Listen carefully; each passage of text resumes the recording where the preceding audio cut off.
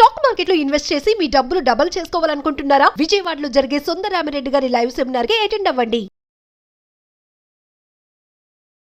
నమస్తే కళ్యాణ్ చక్రవర్తి గారు. నమస్తే జయ గారు. నమస్తే. మానస అని ఒక అమ్మాయి అండి, నల్గొండ నుంచి మనకి ఒక మెయిల్ పెట్టింది. నేను చూశాను మెయిల్, మీకు బ్రీఫ్గా చెప్తాను. ఒక మంచి కుటుంబంలో పుట్టి పెరిగిన పిల్ల, సాంప్రదాయబద్ధంగా ఉన్న పిల్ల. ఎలాగంటే పిల్లని చదివించేటప్పుడు కానీ కాలేజీకి పంపించినప్పుడు కానీ మొత్తం ఆడపిల్లలే ఉండే విధంగా, కో ఎడ్యుకేషన్ లేకుండా కొంచెం కట్టుదిట్టంగా పెంచారని అనుకోవచ్చేమో. తన మెయిల్ని బట్టి నాకు అట్లా అర్థమైంది. ఒక డిగ్రీ చదువుకునేటప్పటికి ఏదో తన అన్న పిల్లలనో తమ్ముడు పిల్లలనో పార్కుకి ఆడుకుంటానికని తీసుకువెళ్ళినప్పుడు పార్కులో ఒక వ్యక్తితో పరిచయం ఏర్పడింది. అతను ఒక ఫిల్మ్ డైరెక్టర్. తను ఏదో కాన్సెప్ట్స్ రెడీ చేసుకుంటూ ఉన్నాడు. ఇద్దరికి అలా మనసు కలవటం, అలా ముందుకు సాగారు కొంత దూరం. ప్రాబ్లం ఏంటంటే ఇప్పుడు ఈ అమ్మాయికి ఇంట్లో మ్యాచ్ చూశారు ఆల్రెడీ. అది ఫైనల్ స్టేజ్లో ఉంది అన్నట్లుగా చెప్తా ఉంది. అంటే ఓకే చేసేసేలాగా ఉన్నారు అని. ఇతను చూస్తే ఇంకా సెటిల్ కాలేదు. సో దీన్ని నేను ఎలా ముందుకు తీసుకెళ్ళాలి? ముందు అసలు పేరెంట్స్ దగ్గర ఈ విషయాన్ని నేను ఎలా చెప్పాలి? అది ఆ అమ్మాయి సమస్య. నేనేం చేయాలి? నెంబర్ పెట్టిందండి, కాల్ చేయమనింది. మరి మీరు ఓకే అంటే నేను ఒక్కసారి కాల్ చేస్తాను కళ్యాణ్ గారు. రైట్. 23, 24 అనేసరికి డిగ్రీ అయిపోయి ఉండొచ్చేమో మేబీ, నాకు అట్లా అనిపించిందండి. హలో మానస అండి? అవునండి, నేను అందమైన జీవితం నుంచి మాట్లాడుతున్నానండి, సుమన్ టీవీ నుండి. నమస్తే అండి. నమస్తే మానస డాక్టర్ గారికి ఇస్తున్నాను, ఒక్కసారి క్లియర్గా చెప్పండి. ఓకే అండి. రైట్. నమస్తే అండి డాక్టర్ గారు. నమస్తే అమ్మా మానస. నమస్తే అమ్మ. నువ్వు కంఫర్టబుల్గా ఉంటే ఫ్రీగా నీ బాధ అన్నది ఏంటో చెప్పమ్మా. దానికి మనం ఏమన్నా తగిన పరిష్కారం చెప్పే ప్రయత్నం చేద్దాం. చెప్పండి అమ్మా.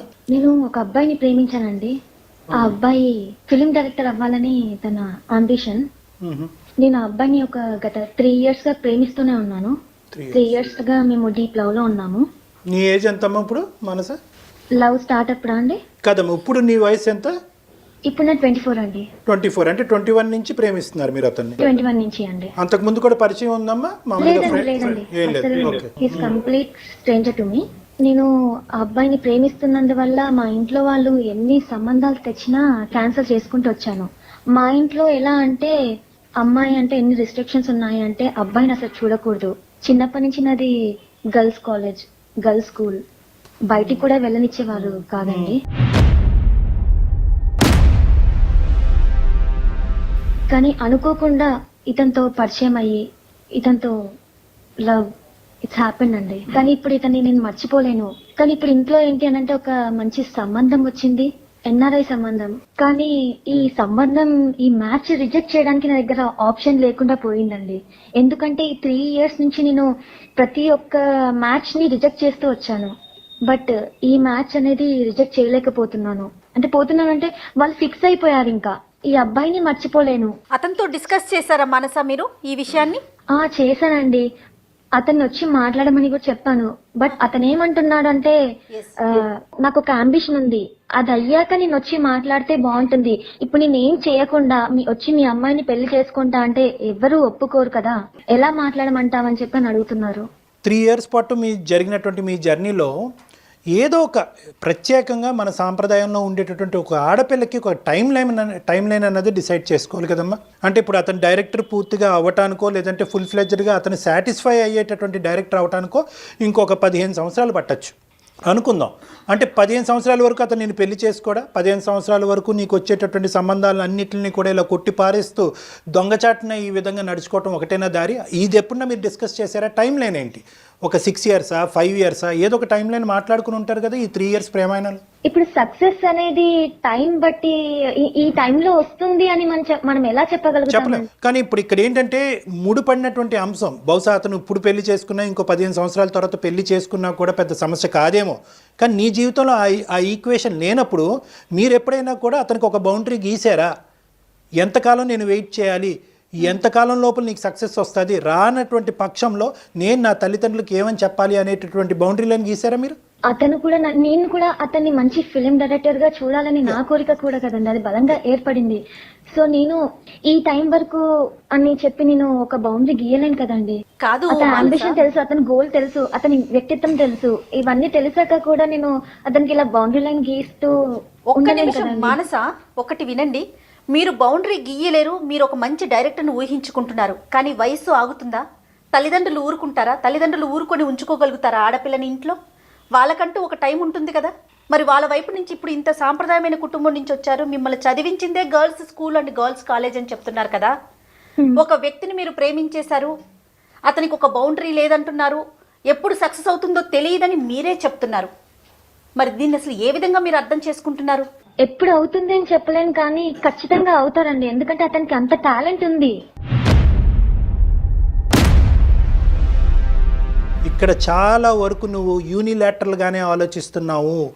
తల్లిదండ్రులు పెంచినటువంటి విధానాన్ని, మీ సాంప్రదాయాన్ని, మీ పద్ధతుల్ని ఇప్పుడు నువ్వేంటంటే సింపుల్గా ఏం ఆలోచిస్తున్నావు అంటే కనుక ఒక సంబంధం వచ్చింది, ఆ సంబంధం వదులుకోలేనటువంటి పరిస్థితి, అదేవిధంగా నేను ప్రేమించినటువంటి వ్యక్తిని కూడా వదులుకోలేనటువంటి ఒక్క అంశాన్ని యూనిలాటరల్గా ఆలోచిస్తున్నావు. కానీ ఈ బ్రేకింగ్ న్యూస్ మీ తల్లిదండ్రుల ముందు ఎలా బ్రేక్ చేస్తావు అనేటటువంటి అంశాన్ని ఆలోచించట్లేదు.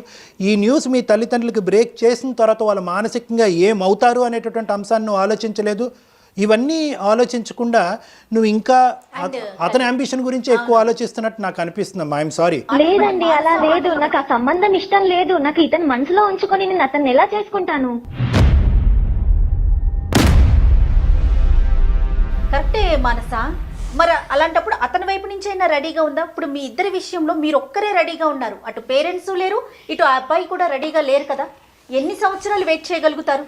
అబ్బాయి రెడీగా ఉన్నారు అంటే అబ్బాయికి ఒక కొంచెం ఈ సెటిల్ అయ్యి ఉంటేనే కదా తను రెడీ అయ్యేది. నేను సెటిల్ అవ్వకుండా ఎలా చేసుకోవాలి, ఏమని అడగాలి మీ ఇంట్లో అని ఒక క్వశ్చన్ మార్క్ అతంది. నాకేమనిపిస్తుందో చెప్పనా? ఒక్కసారి మీకు అవ్వా కావాలి బువ్వా కావాలి అని అడుగుతున్నట్లు అనిపిస్తోంది. అయితే మీరేమి ఎక్స్పెక్ట్ చేస్తున్నారు ఒక్కసారి చెప్పండి. ఏంటంటే ఇప్పుడు మా ఇంట్లో మాట్లాడే ఆ ధైర్యం నాకు రావాలి. నేను ఎలా అడగాలి ఇంట్లో? ఎందుకంటే ఇన్ని డేస్ రిజెక్ట్ చేస్తూ వచ్చాను. చెప్పలేని పరిస్థితి నేను. అలాంటి పరిస్థితులలో నేను ఒక అబ్బాయిని ప్రేమించిన, ఒక అబ్బాయితో జీవితాంతం ఉంటాను అని అంటే వాళ్ళు ఎలా రిసీవ్ చేసుకుంటారు అన్నది కూడా నాకు అర్థం అవ్వట్లేదు. మంచి మాట అమ్మా, మంచి మాట. ఒక మంచి ఆలోచనతో మాకు ఫోన్ చేయటం అన్నది జరగటం అన్నది మేము అందరం హర్షిస్తున్నాము, ఆనందిస్తున్నాం. ఎందుకంటే ఈరోజు నువ్వు గుడ్డుగా వెళ్ళిపోతున్నావు, బ్లైండ్గా ముందుకెళ్తున్నావు అన్నది నాకు గట్టిగా అనిపిస్తున్నావు. There is no doubt about it. బహుశా నువ్వు ఈ సబ్జెక్ట్ గురించి ఎవరితోనా డిస్కస్ చేసావా? ఇలా ఉంది నా పరిస్థితి అనేటటువంటిది ఎవరైనా పెద్దలతో మాట్లాడేవా? అంటే ఈ పెళ్ళి ఒప్పుకుంటారా ఒప్పుకోరా అనేటటువంటి అంశం గురించి కాదు.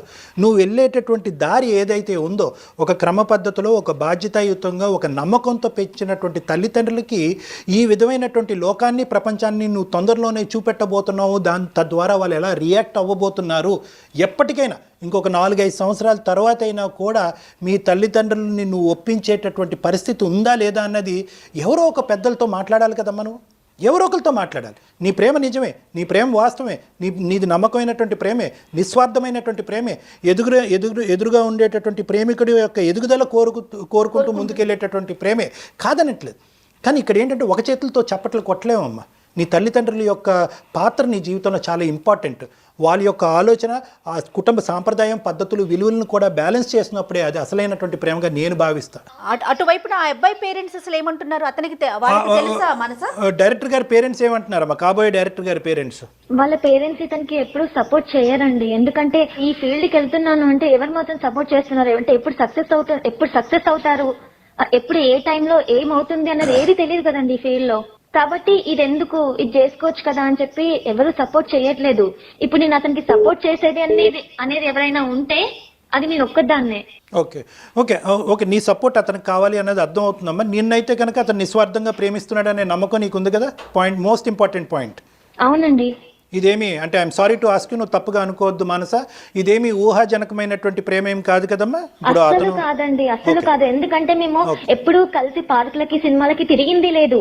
డైలీ ఒక 5-10 మినిట్స్ తప్పితే వెరీ గుడ్ ఇంకా మేము కలుసుకోము, మాట్లాడుకోలేము. ఒక 5-10 మినిట్స్ అంతే. What would happen to you? The worst come situation గురించి ఒక్కసారి ఆలోచించుకుందాం. చాలా సంబంధాలు నో అని చెప్పావు.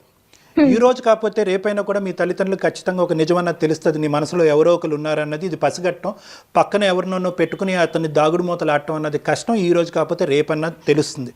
సో బహుశా ఏంటంటే ఈరోజు నువ్వు ఓపెన్గా వెళ్ళి మీ తల్లిదండ్రులకు ఓపెన్గా ఇక్కడ ఏం జరుగుతుంది అనేటటువంటిది మనసు విప్పి మాట్లాడటము, ఆ తర్వాత జరిగేటటువంటి పరిణామాలు ఏమవుతున్నాయి అన్నది ఒకసారి బ్యాలెన్స్ చేసుకోవటము, ఇది వర్కౌట్. నా మనసు విప్పి మాట్లాడిందంటూ లేదండి ఇంట్లో. నేను ఆడపిల్ల అంటే అప్పటి కాలంలో పెంచినట్టుగానే పెంచారు నన్ను. ఎక్కడికి పంపించరు. నాకు ఇది ఇష్టము అని కూడా చెప్పలేను నేను. వాళ్ళకి నచ్చింది నేను ఓకే చెప్తాను, కానీ ఈ విషయంలో మాత్రం నేను చెప్పలేకపోతున్నాను. ఎందుకంటే కంప్లీట్ డీప్ లవ్ లో ఉన్నాను ఇతనితో. మీకు అనిపించవచ్చు ఎందుకు ఇంత మంచి మ్యాచ్ వదులుకొని ఇతను ఎందుకు లవ్ చేస్తుంది, అవసరమా అని ఎవరికైనా అనిపించవచ్చు. కరెక్ట్ అమ్మా. అంటే నేను అతనిలో ఏం చూసాను అన్నది ఎవరికి తెలియదు కదండి. ఒక ఫాదర్ కేరింగ్ అనేది అతని దగ్గర ఉంది. అన్ని విధాలుగా నన్ను ఎంత బాగా చూసుకుంటాడో అన్నది నాకు తెలుసు. ఇప్పుడు అంత మంచి వ్యక్తిని నేను వదులుకోలేను కదా. నువ్వు వదులుకోవద్దమ్మా. నువ్వు వదులుకోమని మేము చెప్పేటటువంటి అవకాశం లేదు, ఆ విధంగా మాట్లాడేటటువంటి హక్కు కూడా మాకు లేదు. నువ్వు ప్రేమించి నీకు నచ్చి నీ జీవిత భాగస్వామ్యం కింద అతను కరెక్ట్ అనుకునేటటువంటి నీ అభిప్రాయాన్ని తప్పు అని మేము ఎలా చెప్తామమ్మా? చెప్పట్లేదు. కానీ మేమేమంటున్నాం అంటే కనుక you have to break the ice. నువ్వు ఇది బద్దలు కొట్టాలి. మంచి మనిషి, నా జీవిత భాగస్వామ్యం అనుకునేటటువంటి నువ్వు ఈరోజు మీ తల్లిదండ్రులు స్ట్రిక్ట్ పేరెంట్స్ అని నేను అన్ను, రిస్ట్రిక్టివ్ పేరెంట్స్ అంటాను. ఇది చాలా డిఫరెన్స్ ఉంటుంది ఈ రెండింటికి. స్ట్రిక్ట్ పేరెంట్స్ అంటే కనుక కేవలం ఈ అబ్బాయిలు ఇలాంటి అంశాల్లో రిస్ట్రిక్ట్ చేసినటువంటి కుటుంబ సభ్యులుగా మాకు అనిపిస్తుంది, కానీ మొత్తం నీ జీవితాన్ని నీ ఎదుగుదలని ఎదగకుండా చేసేటటువంటి స్ట్రిక్ట్ పేరెంటింగ్ కాదు. సో నువ్వేం చేయాలి అంటే కనుక ఈరోజు నువ్వు మాట్లాడకపోతే అడగంది అమ్మ కూడా అన్నం పెట్టదు. సో ఇక్కడ అవునండి, కానీ ఇప్పుడు ఎలా మాట్లాడాలి ఏంటి అన్నది కూడా తెలియదు. ఎందుకంటే చెప్తే ఒప్పుకుంటారు అన్న నమ్మకం నాకు లేదు. ఎలా చెప్పాలి అన్న ఆలోచన కూడా నాకు రావట్లేదు. ఎందుకు అనంటే ఇప్పుడు కంప్లీట్ గా నాకు ఆ మ్యాచ్ ఫిక్స్ చేసేసారు. ఆల్మోస్ట్ పెళ్లి పనులు స్టార్ట్ అయిపోతున్నాయి. ఇప్పుడు కూడా అక్కడికే వెళ్ళారు, అబ్బాయి దగ్గరికే వెళ్ళారు. అమ్మ నువ్వు ఏంటంటే ఒక ఇమ్మెచ్యూరిటీతో మాట్లాడుతున్నావు. నాకు అర్థం కావట్లేదు నువ్వు ఎంత మెచ్యూరిటీ ఉన్నావు, ఎంత ఇమ్మెచ్యూర్గా ఉన్నావు అన్నది నాకు అర్థం కావట్లేదు. ఈరోజు అన్నీ కూడా నువ్వు ప్రేమించినటువంటి ఒక్క అంశం తప్ప మిగతావన్నీ నువ్వు ఊహించుకుంటున్నావు. నేను చెప్పిన తర్వాత వాళ్ళు ఒప్పుకుంటారో ఒప్పుకోరో, తర్వాత ఇదవుతుందేమో తర్వాత అదవుతుందేమో అనేటటువంటి మాటే అంటున్నావు. కానీ ఊహించుకుంటున్నారు మీరు. నెంబర్ 2 అదే కరెక్ట్ అనుకుంటున్నారు.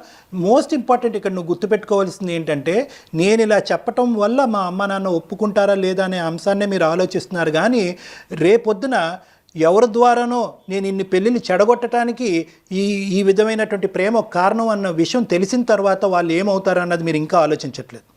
ఈ రోజు ఎప్పటికైనా ఆలోచించాను, కానీ ఒప్పుకోరు అని చెప్పి ఎందుకు చెప్తున్నానంటే, ఈవెన్ నా ఫ్రెండ్స్ ఎవరైనా లవ్ చేశారు అంటేనే వాళ్ళతో ఫ్రెండ్షిప్ కట్ చేసుకోనే ఇది ఉంది మా ఇంట్లో. అయి ఉండొచ్చు, but there is no pathway, there is no mediator. ఇక్కడ బ్రోకరిజము మీడియేషన్ చేయడానికి అవకాశం లేదు. నీ తల్లిదండ్రులు నిజంగా నువ్వు ప్రేమించినట్టుగా అయితే కనుక నిన్ను ఇంత జాగ్రత్తగా పెంచినటువంటి తల్లిదండ్రులు నీ మీద ఎంత ప్రేమ, ఎంత ఆశ, ఎంత నమ్మకం పెట్టుకున్నటువంటి వాళ్ళు అయి ఉంటారు అన్నది కూడా నువ్వు గుర్తుపెట్టుకోవాలి. కాబట్టి ఈరోజు అమ్మా నాకు ఇది నచ్చుతుంది, ఈ విధంగా జరిగితే బాగుంటుందని నేను అనుకుంటున్నాను అనేటటువంటి అంశాన్ని నిర్భయంగా చెప్పడం తప్ప ఇంకో దారి లేదు అని నేను అనుకుంటున్నానమ్మా. You have to break the ice. కాదు మనస, ఇవాళ కాకపోతే రేపు, రేపు కాకపోతే ఎల్లుండి, ఎల్లుండి కాకపోతే అవతాల ఎల్లుండి, ఎప్పటికైనా మీరు ఇంట్లో చెప్పి తీరాల్సిందే కదా. అవును, తప్పకుండా చెప్పి తీరాలి.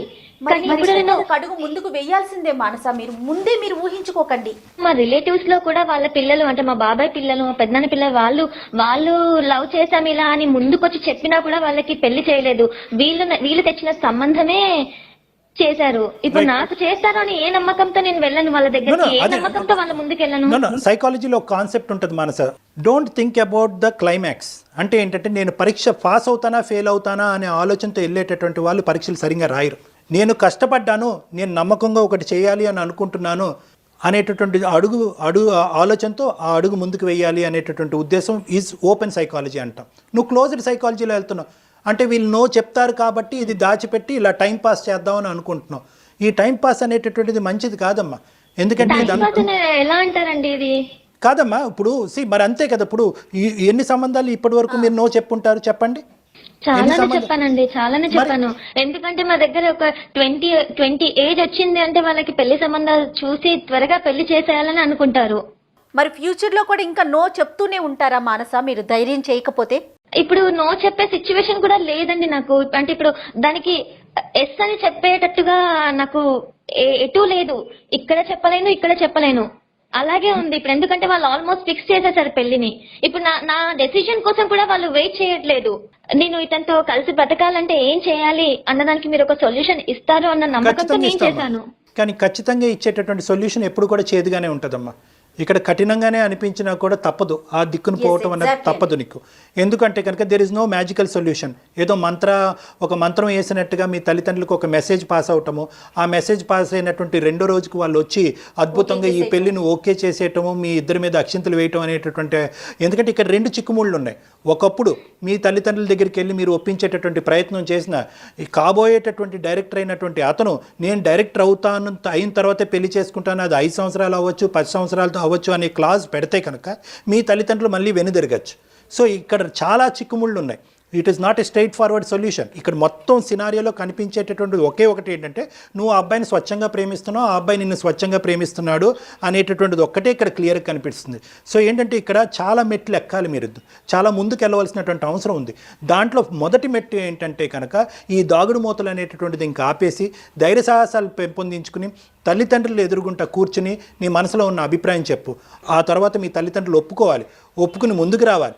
తర్వాత ముందుకు వచ్చిన తర్వాత ఈ అబ్బాయి నేను డైరెక్టర్ అవ్వాల్సినటువంటి అవసరం లేకపోయినా కూడా నీ జీవితాన్ని ఈ ప్రేమని కాపాడేటటువంటి ప్రయత్నంలో నేను పెళ్ళికి రెడీ అనేటటువంటిది ఒప్పుకోవాలి. సో 3 స్టేజెస్ దాటాలి అంటే కనుక ఫస్ట్ మెట్టు నువ్వు ఎక్కటం తప్పదు. వాళ్ళు ఇప్పటి వరకు నేను పెంచినటువంటి విధానంలో కానీ ఎక్కడ కూడా కాంప్రమైజ్ అనేది లేదు. ఏంటంటే ఏ విషయంలో అంటే కనుక ప్రేమించి పెళ్లి చేసుకోవటం, అమ్మాయి అబ్బాయి కలిసి తిరగటం అనేటటువంటి కాన్సెప్ట్ మీ కుటుంబానికి సంబంధించినటువంటి రక్తం లేదు అన్నది మాకు అర్థమైంది. మాట్లాడడం అంటూ కూడా లేదు, అసలు అబ్బాయిని చూడడం అంటూ కూడా లేదు. అది భయం ఎప్పుడు ఉండేది, ఎప్పుడు మాట్లాడకపోయేదాన్ని, ఎవరితో మాట్లాడకపోయేదాన్ని నేను. ఈవెన్ గర్ల్స్ లో కూడా నాకు ఫ్రెండ్స్ చాలా తక్కువ, వేలల్లో లెక్క పెట్టుకోవచ్చు నా ఫ్రెండ్స్ ఇంతమంది అని చెప్పి. ఎందుకంటే ప్రతి ఒక్కరికి బాయ్ ఫ్రెండ్స్ ఉంటున్నారు ఇప్పుడు. వాళ్ళందరినీ కట్ చేయమని చెప్పి ఫోర్సిబుల్లీ కట్ చేపించారు. 3 మెంబర్స్ ఉంటారు నాకు ఫ్రెండ్స్ అంతే. వాళ్ళకు కూడా నేను షేర్ చేసుకో, ఎక్కడ మా పేరెంట్స్ తో చెప్పేస్తారన్న భయం ఒకటి వద్దనుకుంటూనే ఆ భయం ఉంది నాకు. కానీ ఈ అబ్బాయిని చూడగానే ఇది కాకుండా నీ జీవితంలో ఏది చేసినా ఓకేనేనమ్మా. ఏదైతే ముట్టుకోకూడదో అదే ముట్టుకున్నావు. ఈ రోజు అందులోనే నీకు ఒక సొల్యూషన్ కావాలి అని అనుకుంటున్నావు కాబట్టి ప్రశ్నలనే చూస్తున్నారు మీరు, జవాబు వైపు ఆలోచించట్లేదు మనసా. ఒక్కసారి జవాబు వైపు ఆలోచించండి. ఇక్కడ ఏంటంటే ముందుగా ప్రేమించింది నేనే అండి అబ్బాయిని. ఓకే, ముందుగా ప్రపోజ్ చేసింది నేనే, ఇష్టపడింది నేనే, ఆ తర్వాతే అతను నన్ను ఇష్టపడ్డాడు. అప్పుడు మీ తల్లిదండ్రులు ఈ విధంగా రిస్ట్రిక్ట్ చేస్తారని 21 years ఉన్నప్పుడు నువ్వు ఆలోచించలేదమ్మా? ఉందండి, ఎందుకు ఉండదు. కానీ అతన్ని చూడగానే అది లవ్ అయిపోయింది. ఇది ఈ టైంలో ఎందుకు అవుతుంది అని చెప్పి నేను చెప్పలేను కదా. అతని మీద ఇష్టం ఏర్పడింది ఆ టైంలో. అమ్మాయిలు దిగుతారు, తర్వాత చూసుకుందాం అనుకుంటారు, తర్వాత సంగతి వచ్చేటప్పటికి చెప్తానికి ధైర్యము లేదు, అందుకని ముందడుగు వేయటానికి అటువైపున అవకాశము లేదు. అవకాశం లేదండి. చెప్పేసాను, ఒక సొల్యూషన్ కావాలి అంటే మీరు సొల్యూషన్ తీసుకునే విధంగా ఉండాలి. మీరు ప్రతిదీ ప్రశ్నే తప్ప మీ వైపు నుంచి తీసుకునే తత్వం అయితే కనిపించట్లేదు. I'm sorry to say this.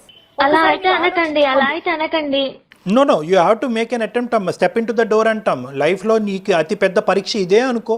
ఆ అమ్మాయి, ఆ అబ్బాయి, ఆ ప్రేమ, ఆ జీవితాన్ని తప్ప నేను ఇంకో జీవితాన్ని ఇంకో మగవాడితో నేను ఊహించుకోలేను అని చెప్పటం ద్వారా మీ తల్లిదండ్రులను ఎంతవరకు ఒప్పించగలరో ఒకసారి ట్రై చేయండి. మనస నా మాట వినండి.